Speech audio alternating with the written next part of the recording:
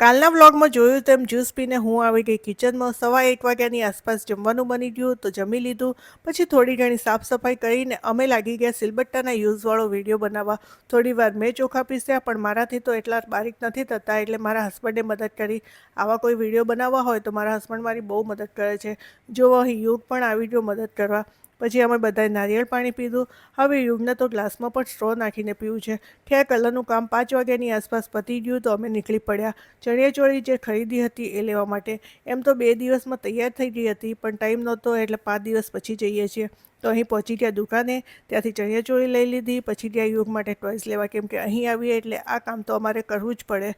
સાંજ પડવા આવી છે તો અહીંનો નજારો એકદમ મસ્ત લાગે છે. આ ટાઈમે તો અમે ક્યારેય નથી આવતા.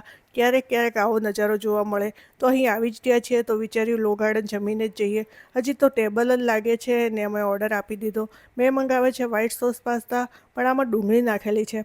હવે ખાવા તો ખાઈ લીધું, પણ રાતે દવાખાને ના દોડવું પડે તો સારું. ખાઈ પીને નીકળ્યા ઘરે આવવા. તો હવે ઘરે પહોંચી ગયા છીએ તો યુગના નવા ટોયસ જોડે રમીશું અને તમને મળીશું કાલે નવા બ્લોગમાં.